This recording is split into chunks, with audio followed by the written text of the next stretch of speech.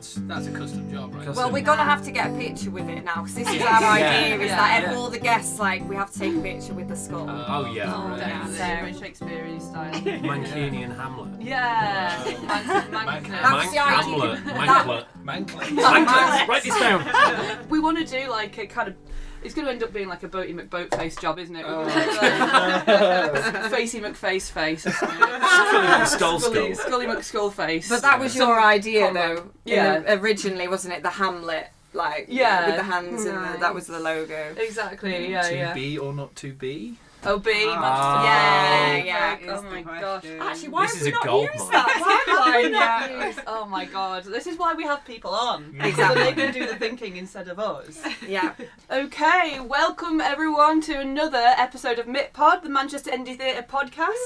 And so you're here with me, Caroline. And Amelia. And we've got a bit of a change for you. We've gone a little bit ambitious. We've gone from having individual guests to having 3 whole guests at the same time. Yeah, we've got a full house today. Yeah. It's crazy. It is like Noah's Ark.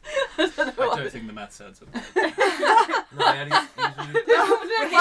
We're here with Fireside Theatre. Yeah, we're here with Fireside Theatre Company, and we are really, really excited to get into their upcoming work, everything that's been going on with them.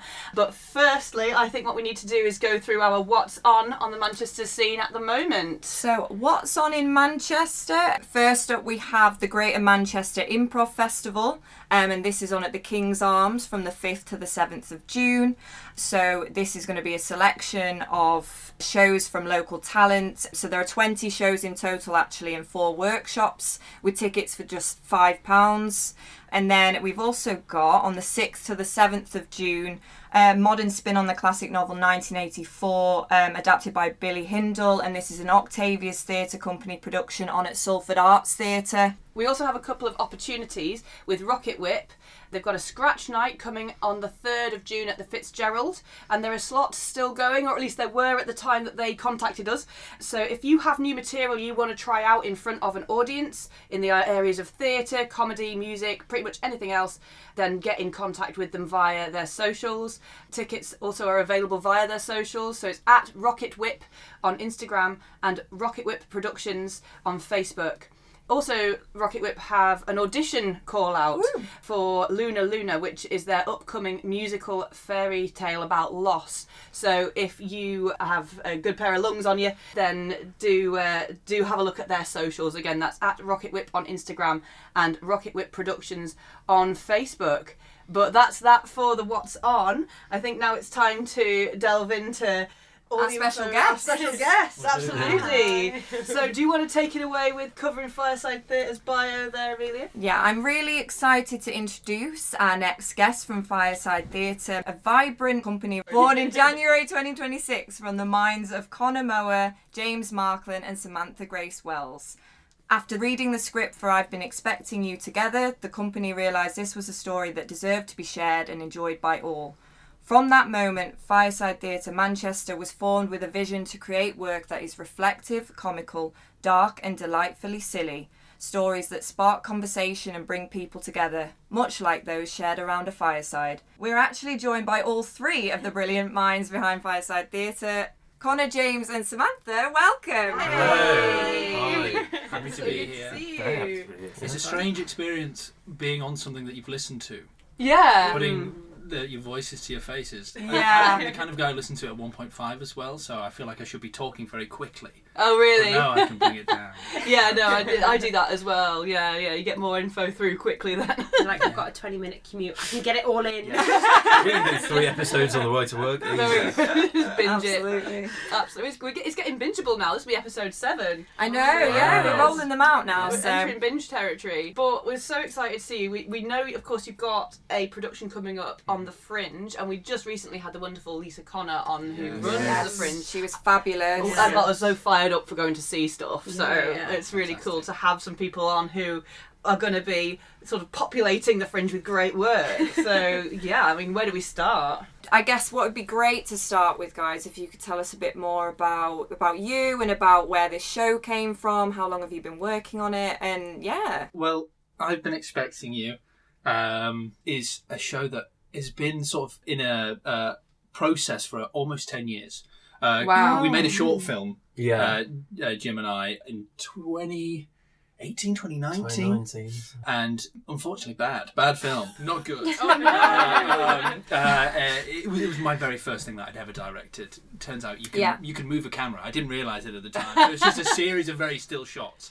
I got a haircut mid-shoot for that. Yes, film. you did. So like Jim will dip out of the frame, looking By at not us now. a professional No, hairdresser. just somebody who was I there. got home and I had a shower, and once I got all the hairspray out, I noticed that like one side was down here, and then the other side was at least 2 inches higher. Oh no! And I was like, oh my god, my hair's lopsided. Yeah. Could these be passed off as artistic choices, or is this obviously? Yeah. I mean, Yeah. you know, if I was really sort of audacious with my use of that term, it could be.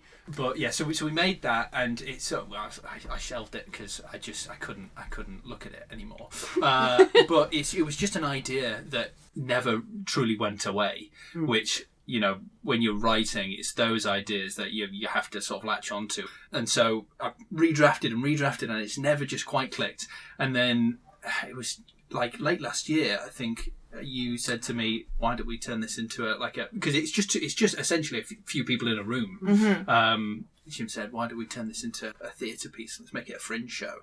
And the rest is history. Here we are now. Exciting! It's the fact that it's got such a past as well. I think things that have been developed over time do tend to kind of land really nicely, and they tend to feel very sort of comfortable, like very ready to be shown. So that'll be really, really cool. Because the Fringe, of course, often it's home to some very, very new stuff, some stuff that's only just been conceived of, and it's nice to sort of know that there's that variety there. There is stuff that's been worked on for 10 years or so. Yeah, it's been in the making in some variety, or an idea that stayed with you. Yeah, it stuck around. Yeah, I mean, I feel like a bit of a cuckoo as a filmmaker, essentially, in the nest of theatre makers. But yeah, it's just something that I think has adapted to this format really well. Yeah, and not to say that I've never watched a piece of theatre in my life. I really love theatre, and so yeah, it was a natural progression from where we were. It's a surreal experience now, seeing it come to life. Going through that sort of casting process bringing in these just the cast we've got. I'm so terribly excited about these guys. Are Brilliant. awesome. Fabulous. Yeah, and not just you two. No, Everybody else. I mean, don't get me wrong, you guys are great. it's become like you've got like a little family together now working on it, and when you see like other people are now part of that you came up with that idea originally, and now it's everyone's baby kind of thing. Yeah, exactly. Yeah, because you can go slightly mad just sort of reading over something, reading all these characters in a dark room by yourself, yes. And then you put it out there and you get these people back, and you go, oh, there they are. It's wonderful It's when amazing. they bring your words to life. They are the people suddenly, and it takes on an entire. I mean, it's a cliche maybe, but it does take on a life of its own outside of your hands. Do you guys want to talk me through what the play is about, what sort of the premise is, and everything like that? I guess that would make sense. It's great, actually. So in a elevator pitch sort of sense, it's James Bond meets the Truman Show. Fun. So it's a Bond film from the perspective of the two very lowest level henchmen. Oh, brilliant. And they find themselves in a position where they're usually guarding doors. The two guys who would just be either side of the door, they just open it up and you go, what are you guys doing there? You're sort of like human furniture. And in any other Bond film, they'd be killed within 0.5 seconds. But for whatever reason in this story, without giving too much away, they somehow end up thwarting the sort of Bond character and have to deal with the unforeseen consequences of their actions. Wow. And it's a play about class and about finding your place in the world and not accepting the sort of predetermined roles that society sort of puts us within, and trying to break out and create your own path, all within a sort of crazy super spy cat-stroking supervillain package with guns and blood and all sorts of silly craziness. This sounds great. This sounds like a really interesting premise. Sounds like a lot of fun. Yeah. It is a lot of fun. It's an enormous amount of fun, and it's, I think the end of our description there of just silly as well. It's a proper laugh. Well, you want to enjoy it, don't you? When you do Exactly. something, you get to kind of, as an actor, isn't it a joy, I think, to have material that's so kind of creative and out there and fun. Exactly, and the fact that this has been, like you say, this has been a concept that's been going on for nearly 10 years, and we're it's still so playful to be part of, and still so, every sit down and read through so fruitful. It's a proper amazing. It's hard to come by. Obviously, it's a lot of fun. We hope people get something out of it as well. I like to hide my medicine within a ball of cheese and feed it to you. Yes, absolutely. Because don't get me wrong, I love theatre that punches you straight in the face. But also sometimes you need to be blindsided by it. You walk out and go, oh, yeah. I think that's the beauty of this show, though. The audience gets the choice in how deep they want to read into it. They can either just enjoy theatre for the sake of enjoying theatre, or they can start seeing the political message behind it. And I think that's something that sometimes it's really hard to pick which shows you want to go and see sometimes, because it's either, oh, do I want to pick one that's going to emotionally really upset me or trigger something or facilitate a reaction, or do I just want to go and have a bit of a laugh? Yeah. Like it's great, and I think that's how this play is so good, because it's so diverse. It lends itself to both of those, doesn't it? Yeah, absolutely. And it's like the mastermind of Connor, really, and one thing that he just seems to have such a knack for is taking the most insane, unrelatable concepts and using them as like a reflection of day-to-day life. And just kind of, everybody can relate to this mad play in some way.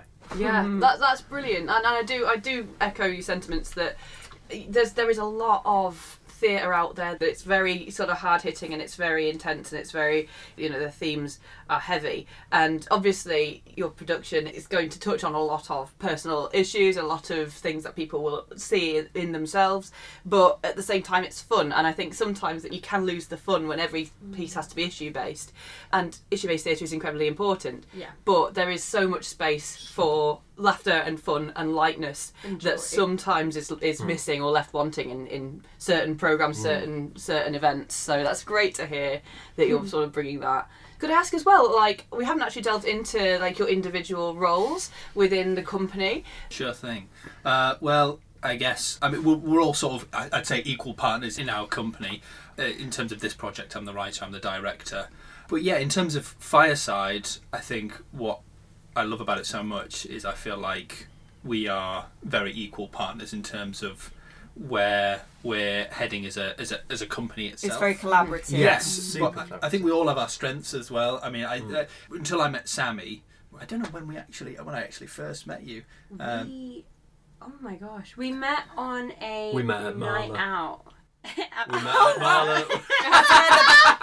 It's where the best partnerships are formed, right? So, for context, me and James are partners, so we're together, and then Mika is Connor's partner, and she's a gorgeous human being, and these guys all went to university together, so it was like, hey Sammy, come meet my best friends, and I was like, what? And then we all got on really well, so I was like, this is amazing.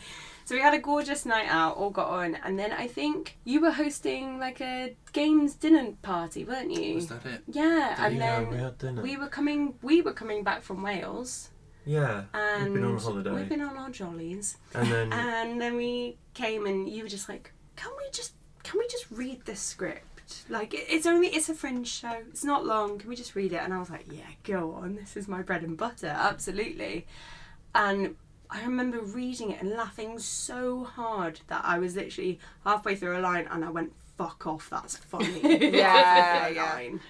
And then you looked at me and went, let's put it on at the Fringe, and that's when... And that's it, and then then you just went from there. Yeah, well, the thing is, without Sammy, me and Jim would sort of just be wandering the streets with a script and a script and a dream. Yeah. Yes, and sort of... When you have that story to tell and it just won't leave you, that's when you know you've just got to do something. You've got to put it out there. But also you need to find the people who have the capacity to do so, because I would just and it be feels sort of, right. Yeah, and knowing, how good at like producing Sammy was, it was like, oh, hold on a second, our worlds are aligning here.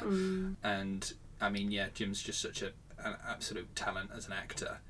He's basically my muse, I'd say. Anything I write has got you in mind. Oh, that's lovely. And so it wouldn't have been a company without, I think, the three of us being together. I think everything is perfectly... It's just one of those sort of, one of those perfect alignments in your life when you just sort of meet people and you're like, oh, right, brilliant. This works. Now, we're not meeting because we need certain people to produce or write, or we just met and then it came out of the relationships, really. So do you kind of take slightly different roles at different levels in each production, or do you tend to just fulfill the same roles each time, each of you? Well, I mean, this is our very, very first venture. Wonderful. I mean, we created and have put this on within the space of a few months, 6 months. Yeah. Wow. Yeah. But I sort of say, when it comes to the big decisions, I defer to Sammy always. I put my hands up and say, Sammy, what do we do here? And then Sammy says, please help me, make me do everything else. No. You mentioned that, Sammy, you have quite a lot of experience as a producer. Yeah, so I studied down in London, and the pandemic hit as I was about to graduate, and I moved back home, back up to Cheshire, like, after the pandemic, and I was just there, like, I never had that final performance, and I was so lucky I stumbled on a story back at home that I was like, oh, I love this, so I created a theatre company there, and then we were part of the Fringe in 2021, I want to say, and then had to cancel. Yeah. Because most of my cast members got COVID. Yeah. So I was like, what a time. It was rough. But from there, I learned how to produce the show then. And because it was lockdown, I had so much time. I learned so much so quickly and threw my heart into it. And then because of the knockback, I was like, okay, that's cool. It's not right now. So I'm just gonna park it for a bit. And then I've done a lot of like stuff within the Manchester theatre scene, and I've met so many gorgeous people, and just like done little things here and there, and just like dabbled.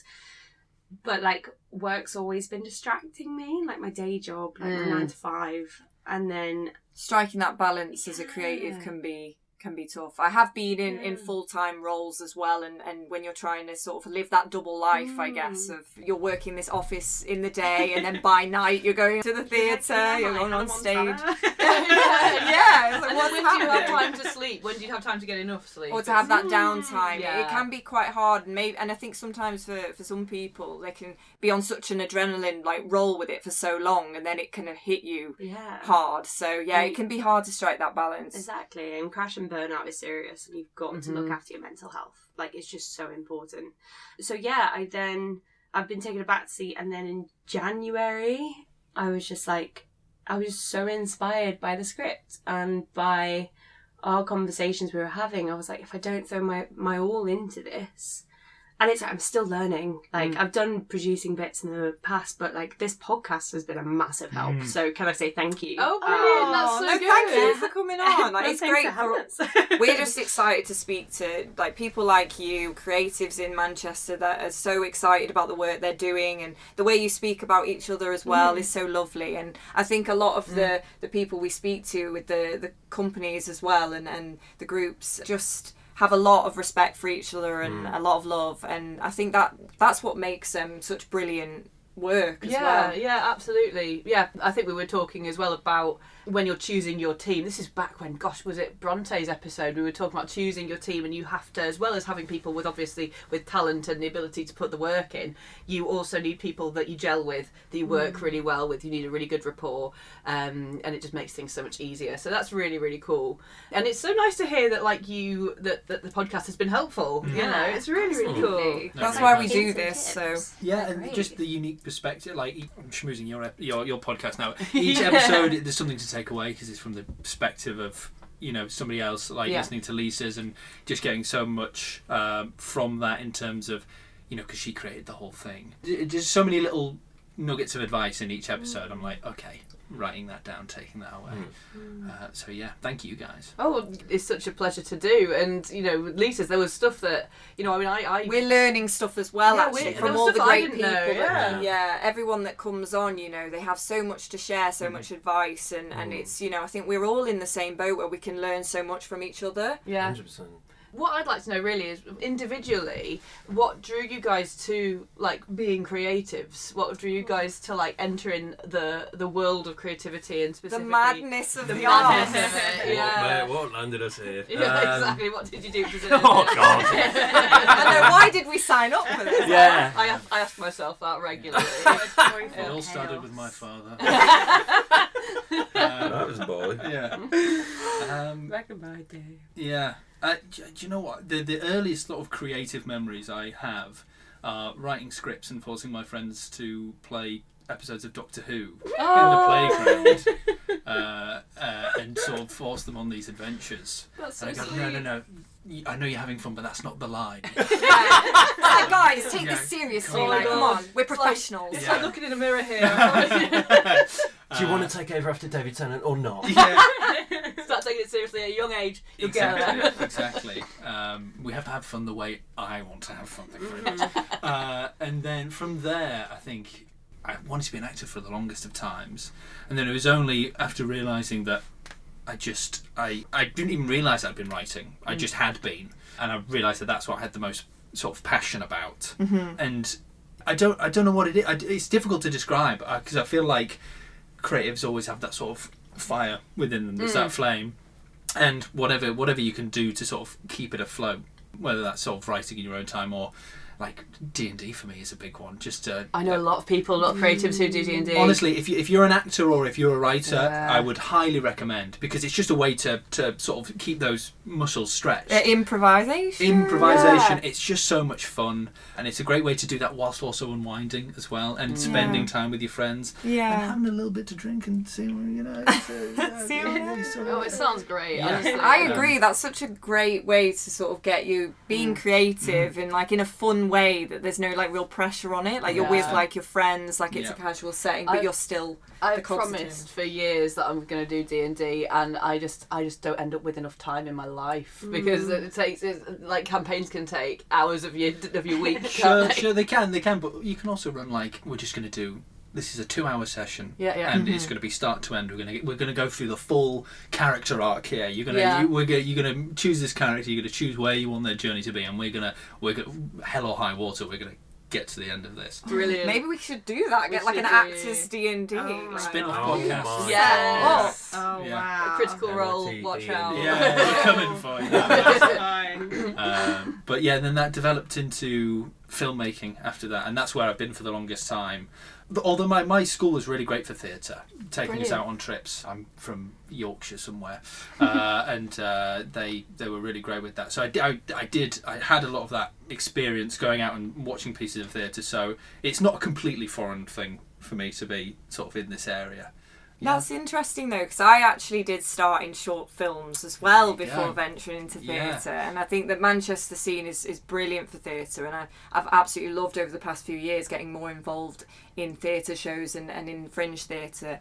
But yeah, I originally started off wanting to be a screenwriter, and when I was at uni I joined a short film making group, and that was just a bunch of students like with a boom mic and a camera like trying to make films, and we had such a great time with it, and it grew and grew, and the community was incredible, but you learn so much about creativity, about writing, about working it as part of a team that you can obviously transfer to any kind of project you work on. Sure. Yeah. I mean, I as my, what would you call it, survival job, I'm sort of in that world. I'm assistant director in film and television. Oh, wow, brilliant. But it is in a way, and you get to interact with a lot of great people, but it's also, I feel a bit like Tantalus, and I can see, because all the creative decisions are made before you even get there. Yeah. Right. And so you're just there, and it is great, it is awesome to feel like a part of a team, but you're sort of simply there as a tool to get this thing that's already been decided through, and so you can sort of see the creativity there, but you can never actually grasp it. It's always slightly out of your reach. It's long hours as well. Oh my massively long hours. God, so long. And you're just knackered, and then you go home and you're like, I can't even do anything. Yeah, it's all been sort of squeezed out of you, hasn't it? I've given everything today. Yeah. And then it's like, what do you have to give to your own creativity? You have to kind of ration that, don't you? Yeah, and you really have to, that flame within you, you have to find fuel for it, and you have to find a bit of space and time to let it breathe. And you can see so many people who are in that industry, and you walk around and they'll tell you about short films they made 10, 11 years ago, and it's gone now. And now I just do this. I lay tracks, and it's like, well, you can still get a great thing from that, but I'm desperate not to lose take that. over Exactly. everything. Yeah. Exactly. So so James, can you let us know a bit about your sort of first forays into journey. creativity? God. Yeah, it's so fun. I think we have similar origins doing this. As soon as I said Doctor Who, I'm like, I know. I was like, hey, I think that my theory is that if you ever played Mary or Joseph in the Nativity, you had that creative calling at some point. Oh, well, did you get Joseph? Year 2, Joseph. And Oh, I was like, you were that on that guy. stage in front of all those parents, I thought, my God, this is it. This is the big time. You know, we made it. That So is the big time. I think it was probably, like, I can't remember when I decided I wanted to be an actor. I just remember talking to loads of friends at like high school, being like, I don't know what I want to do. What do I want to do? I was like, I want to be an actor. That's what I want to do from the youngest age. I loved performing, and much like you, I used to write my own Doctor Who's as well, which is so funny. I didn't know you did. I'm so that. here for the Doctor Who fans. Rusty by the Davis way. brought I us was together. Yes, he has. I was a Whovian. Yeah, I used to write my own and then make.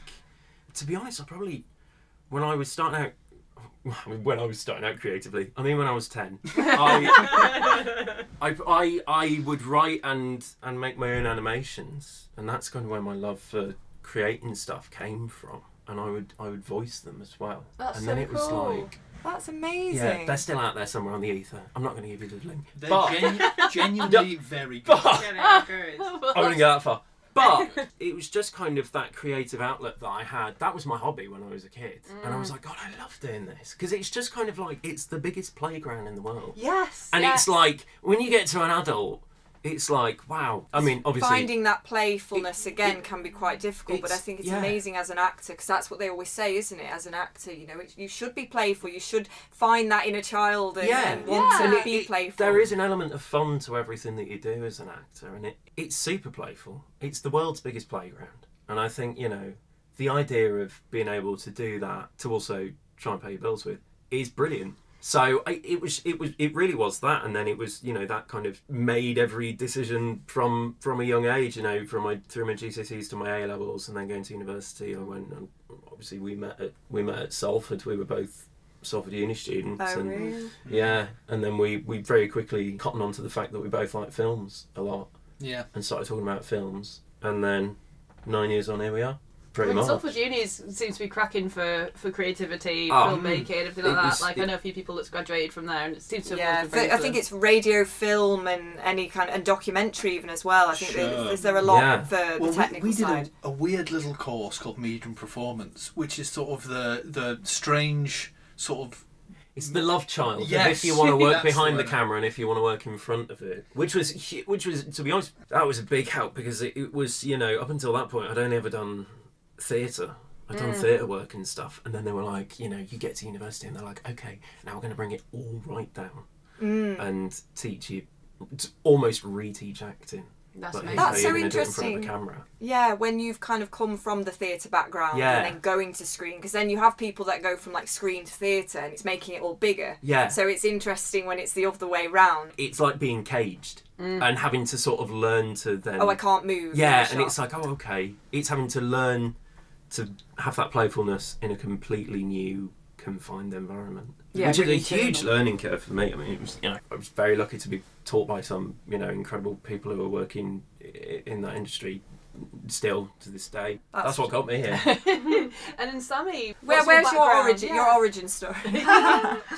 It sounds daft, but I remember being in nursery and my mum picking me up, and my mum was like, "What have you done today?" And I went, "I was an actor today." Oh. And like, it's just always been like that. I've always just known since like being about 4 that I was going to be a creative. And I think the thing that I've learnt as I've gotten older is that I can't just be an actor. You've got to be more. You've got to be... I've been so lucky. I think I would describe myself as a dabbler. But I've got to. Like... Yeah. My Polymath, as you We've been often saying, refer to. yeah, always called polymath, Oh, I yeah. like that. I went down and studied at university, at London South Bank University, and had the time of my life. I loved it so much. I did theatre and performance, so it was more like creating and devising work and things like that. And down there, I was so lucky. I worked like with the National Theatre, with the Southwark Wow. Playhouse, with the Old Vic, New Vic, and like because I was right on the South Bank, and luckily we had so many contacts. And That's brilliant. It's mind-boggling, the opportunities. I'm so proud of myself looking back that I just ran with all of them. I was like, I'm not going to just take hold of this while I'm here in the thick of it. Absolutely. And like, I wish I could have done even more looking back, because it was so incredible. And then ever since I've like moved to Manchester, again dabbling with like fringe shows with an incredible project called The Herds, which was like this incredible life-size animal puppets that ran through the streets of Manchester. Oh wow. That was brilliant to be a part of. Oh, That's we so both cool. did that. It and When it was that? I don't That was remember last seeing July. that. Oh my god, I can't believe I didn't Last see June. it. It's part of the Factory International Festival. Yeah. And we went to 3 locations around Manchester, but the main one was like through the Arndale Centre. That's so cool. Wow. I was the back end of a zebra. You were a zebra's arse, yes. Oh no. It's the best end of a zebra. Honestly, And then you were I was the head of a kudu. And a Which is like this, for those who are not brushed up on their animals, You it's, did it's too. like an antelope. Yeah. Yeah. I was its head. And it was a bit like, we went to, what did we do? We did like three intensive days of learning how to puppeteer. And then it was like, right, okay, come on, now we're going to go to Manchester Centre. And we were like, all right, cool. And they were made out of recycled materials, and they were travelling up from the Congo all the way up to the Arctic Circle. Wow. It's a massive project trying to make It's so people incredible. aware of climate change and how it's impacting animals. And I think that was such a beautiful way to bring awareness to like real political issues, world issues, and also just celebrating art. When the audience like came and like there was such a massive turnout. There were was thousands. crazy. There were thousands of people at every... Yeah, and these little kids' faces and these like old deers, they were joyful and in awe, and like their reaction made me go, oh, that's why we do this. Yeah. That's why, to make you feel and connect. And it's like, oh, what a privilege it is to do that. Absolutely. So did that. We also created a wine tasting experience, wine tasting immersive theatre. Wow. Murder mystery. Oh my gosh. Which was like Alice in Wonderland meets poisoned wine. It was incredible. It was so fun. And we designed and created that last year. And then I've also done a lot of immersive theatre overall in Manchester, working at the likes of Crystal Maze and Alcatraz. So you have to interact with the public a lot then. Yeah, and I love people. That's my Achilles heel. I'll always have a chin wag. And they're like, you've got a spare 30 minutes, fantastic, sit down with a cup of tea, let's have a chat. Like That's great. And then the side hustles as well are so interesting that actors get into. So things like, it's almost performance, but it's also like customer service or hospitality or... Like you still have that fun element, like you can be Yeah. playful, and so doing the Crystal Maze or like the Edinburgh Dungeons or something like that, actors can really kind of get to grips and sink their teeth into a character whilst and it pays the bills. Yeah. And casual contracts it's a bit of a tough one because it's a bit contentious. It doesn't always give you the security you might need, but then at the same time you can be a bit more flexible with them as well if you have your own creative work you want to do. Yeah. So it's interesting in that sense. I think it's really good to give you the space to grow as a performer, because I can tell you my confidence was on the floor after the pandemic. I was like, I can barely say boo to a goose. But then I got into immersive theatre and I was like, oh, I can now talk to people again as people. And it's like, it's so lucky that space facilitated that growth. And I think that ultimately you've got to look for your silver linings. Yeah, and it has to Absolutely. push you out your comfort zone, and when you're constantly doing things like that you are interacting with people, you are doing things that are wacky and wonderful, but it keeps you alive, like as a performer constantly. You're always like, it's like You're always being challenged. You never know what you're about to walk into and what you're going to walk away with. That's wonderful. Project by project, year by year, you don't know what's next. Yeah. And I love that about it. We were just chatting about the imagery for for your exciting fringe show. Yes. You mentioned that you had a bit of a fun photo shoot in preparation for this. Yeah. It was beautiful chaos. So it was in my old flat, and you brought your lighting and a blank black backdrop, and then we got costumes, and we were doing like headshots, character costumes, and I think we put on, because obviously the piece is very influenced by James Bond, we just put on all the James Bond theme music for about 2 hours. God, yeah, yeah. Afterwards, it was like, right, sit down, everyone. Sit We're down, gonna we're gonna live. watch. You only live twice. We're still. Yeah. And it was gorgeous, and then we were really happy with the photos, and then you went home and edited them into the style of James Bond. Yeah, I think that's one of the, I guess, strengths of advertising the show, is because the iconography of it is so. Yes. I mean, we haven't had a Bond film for how long now? But you watch some adverts and you go, that's a Bond thing. That's a Bond thing. It's so recognisable. Exactly. Yeah. So it was sort of. Fun to come up with the concepts, and obviously, as I say, because it's from the perspective of the henchmen, it's like, okay, well, maybe let's put them in the barrel. And they're the ones that are the sort of the focus of James Bond's wrath here. So yeah, we've got a few other fun posters. I'm trying to emulate as many different eras of Bond, Brilliant, but put our own spin on it, and I'm looking forward to getting our other cast members. Getting a photo shoot done with those guys. I bet marketing-wise, it's quite a godsend, really, because it's based on an existing sort of franchise. It means that you can have so people much fun with it. Yeah, you can have so much fun with it, but also people who are fans of James Bond will see that it's on and go, "Oh, I've got to see that," you know. Exactly. part of my It's own. already- What have they done with it? You know? Yeah, it's already got a hook there for Exactly. us that we can use. Yeah, So it's- yeah. Well, because I exist in both of those worlds, it's something that I think hopefully we can get a few people who haven't even, who maybe find theatre a little scary to sort of dive into. Yeah. It's accessible, isn't it? Yeah. So it's a nice step into the world, because if you're familiar with all these James Bond sort of things, you can take a lot from it. Which isn't to say, by the way, that you have to have ever watched a Bond film to enjoy it. I think it's a weird thing where I think you could probably. It's so known in popular culture, though, isn't it? We all know kind of those key phrases. We know kind of the characters, and I think it will resonate as well. And like parodies and things like this, it's always good fun. So I think, and even like you say, even if you're not that familiar with it, you can sit and kind of just experience it for what it is, and it's going to be a really fun out there piece. I'm hoping somehow we find some guy who's like, I've never even heard of James Bond, who just happens That'd to be want incredible. It would If be you're out incredible. there, please email in. No, please do. nickpoddy@gmail.com. Let I us feel like, know. what are they talking about? Yeah. I've never heard of What's a this. James Bond?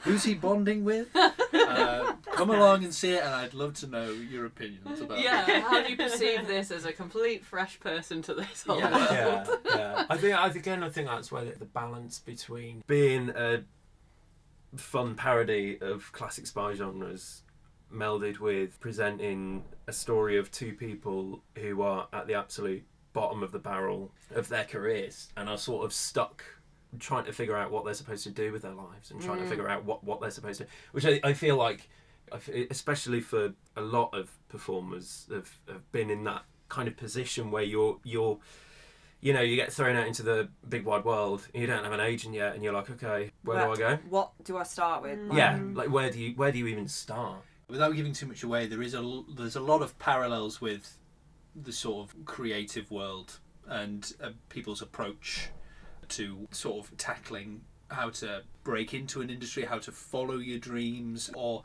whether you just sort of give up on everything and spend your life floating along. There's a lot It looks at that and Yeah. looks at those questions, those thoughts, and Yeah.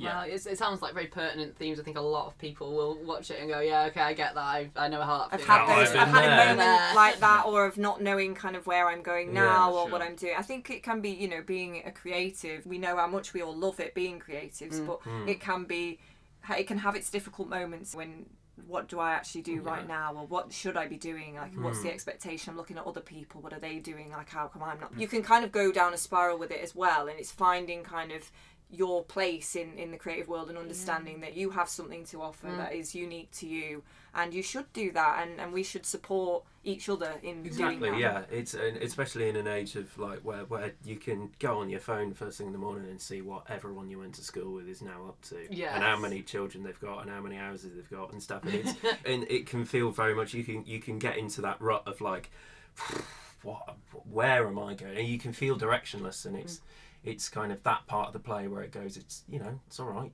like there's loads of people in that position. Yeah.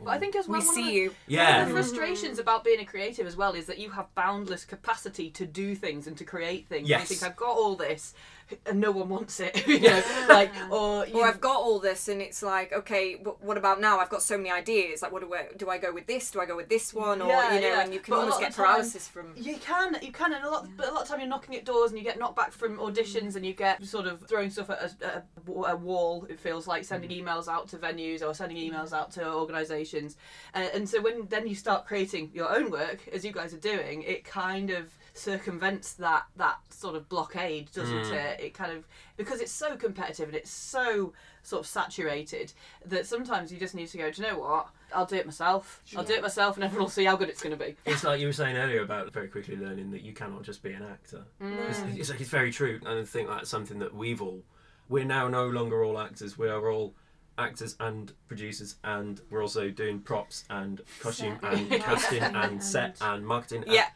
You know. Yeah.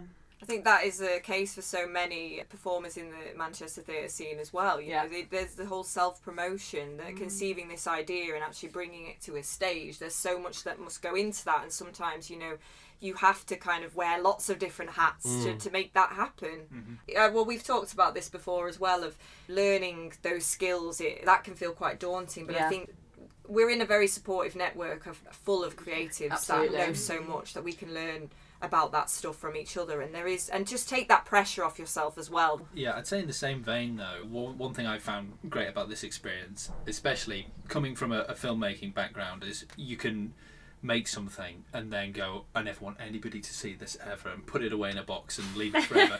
Whereas if you're someone like me who's very self-critical, doing something like this, finding the like-minded people who, trust in your work or you trust in their work and you want to put something on, once you get the ball rolling on this, we've got actual actors in now. We've got real people who are on board with this, and there's no going back.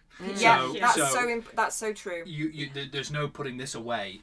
This is on now. We're doing it now. People have invested. It's not just my project now, it's everyone's project. We've sold tickets. We're putting this on regardless of what happens, and I can't be self-critical. It simply has to be done now. But it's a shared effort too as well. One thing I found really helpful for me is that it's not only my project anymore once it's given out to actors, to other creatives, and it trains you out of being too self-critical, because if you criticise the piece now, you're criticising everyone's work, not just yours, and it's unwarranted, and then sometimes you will sit back and realise, actually I don't deserve that criticism either. We're all doing a great job, and you're allowed to think that, Yeah, celebrate the wins. Celebrate the wins. No, but I think that's a really important point. Yeah, you've secured the venue, you've secured the actors, this is happening, and that's so good as well for pushing you, I think, to complete something and to get it, you see it through. Because we've talked about the writing process and how difficult that can be to sort of finish something, and you can deliberate over things and choices for ages and then put it away. But when you kind of book the venue, you've organised this whole project now, you've given yourself a deadline. Well, you have to, I'm doing this show now. It's like people are paying money for this now, they've paid for a ticket, so it's gonna happen. I'm gonna get myself on that stage and do it. Honestly, it sounds sort of so silly, but it's like we had a moment where we'd got in with the King's Arms, and then we had a look and we'd started selling tickets, and we were like, oh right, we got we have to do it. We're doing this now. Let's crack on. Okay, right. Better learn me lines. I've been expecting you from Fireside Theatre. It's coming to the King's Arms on the 16th, 17th and 18th of July as part of the Greater Manchester Fringe. And I think with that it might be a good opportunity to go back through our little what's on list. So, what's on in Manchester? We have the Greater Manchester Improv Festival at the King's Arms from the 5th to the 7th of June. And then on the 6th to the 7th of June at Salford Arts Theatre, we have 1984 by George Orwell, adapted by Billy Hindle, and this is an Octavius Theatre Company production. Then a couple of opportunities. We have Rocket Whip. They're running a scratch night on the 3rd of June at the Fitzgerald. Any new material you want to try out, whether it's theatre, comedy, music, anything else, take a look at their socials at Rocket Whip on Instagram and Rocket Whip Productions on Facebook. And they also have an audition call out for Luna Luna, which is their musical fairy tale about loss. There's character breakdowns available if you get in contact with them via their Instagram. The deadline, by the way, for this is is on the 31st of May. I didn't say that earlier. So 31st of May, you've only got a few days to get your applications in, so go for it.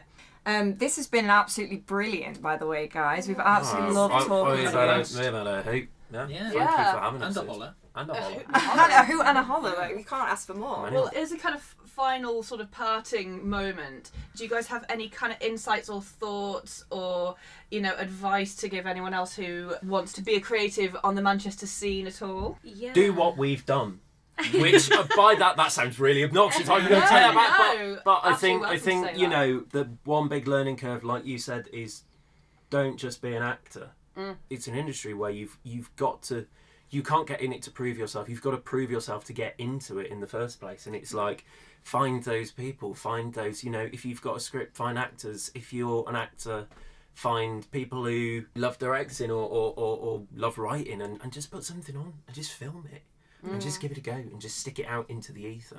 There's no one there to give you permission. There's no need to ask for it. Just do it. Just go for it. Yeah. That's really good. Yeah. So many people have something to say and something they want to do, and I think it is sometimes, we've said, a confidence thing, and just having that ability to bring yourself to just go for it and to find those friends that, you know, that we've all been saying we want to do something for ages. How about we actually get together and do something? Absolutely. You know, there's nothing stopping you from doing that.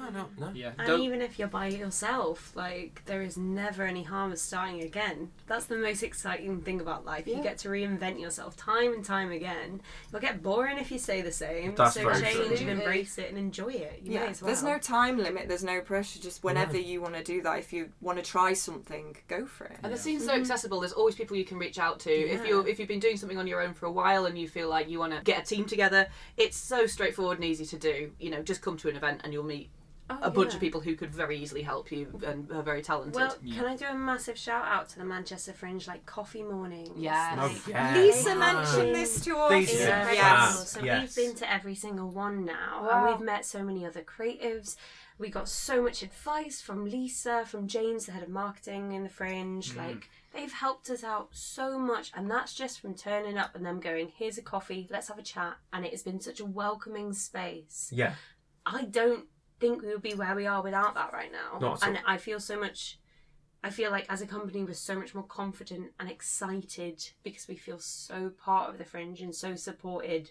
So, piece of advice, go to them. They're great. Yeah, Go go to to those those. coffee mornings. Yeah, Lisa was telling us about them and they just sound great because, as we've said, you know, any opportunity to meet other like-minded creatives and get to know their work and their journey, you know, it's so invaluable as a creative in this industry. Yeah. Absolutely. It really is. Any more on the inside? I think just a general sort of roundup of what you guys have been saying. It's essentially just don't let luck dictate your life. Yeah. I mean, I'm speaking from experience here, just being like, I know I've got these ideas, I know I've got these things I want to make, I know I've got people around me who are talented, and it's just the idea of, you know, some guy with a big white mustache and a top hat and a cane's going to come along and go, you're going to be a star.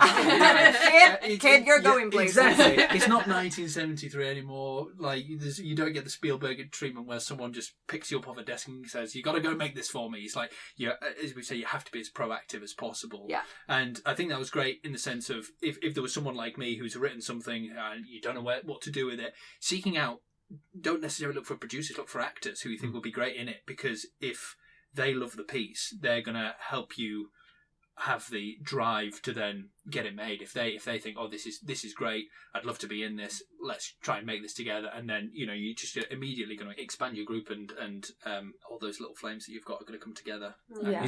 It's so collaborative. It's so collaborative, you know. Art, bringing in, you know, writers and directors and you know, costume and stuff. Everyone's got something to say, and that's what makes it really special. Is it's not one creative vision. It's almost like a conglomeration of creatives, all the minds that come together to create this thing that everyone believes in. Which is sort of that's so brilliant. Yeah, it's what Fireside is. It's Yes. what it's all part of the origins of the name. I think it means a lot of different things to us, but for me, one of the things is, I say, I always have this imagery of every creative having this flame within them, and it's going to be burn brighter, and it's going to burn longer and faster, and it's going to be more dazzling if you bring a group of people together who are all chasing that same experience. That's wonderful. That's such a beautiful. lovely way Oh, I to love- end the podcast, That's I think. great. Because it's just a lovely, lovely way of phrasing that. But we are running out of time, unfortunately. I could chat to you guys for ages. This has been a brilliant, honestly, it's been so fantastic hearing about your work, how you guys came to meet, and your own individual journeys as well. Thank you for speaking to us. Thank you so much for having us. Amazing. It's been brilliant. So Yeah. welcome. If anyone listening wants to be a guest on the podcast themselves, please email mitpoddy@gmail.com. That's mitpoddy@gmail.com. You can also follow our Instagram. That's at @MIT_pod.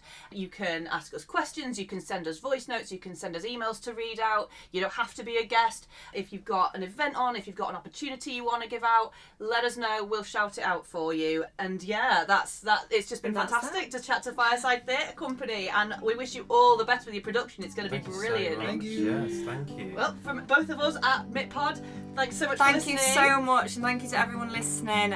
Thank you, guys. Thank you. Bye.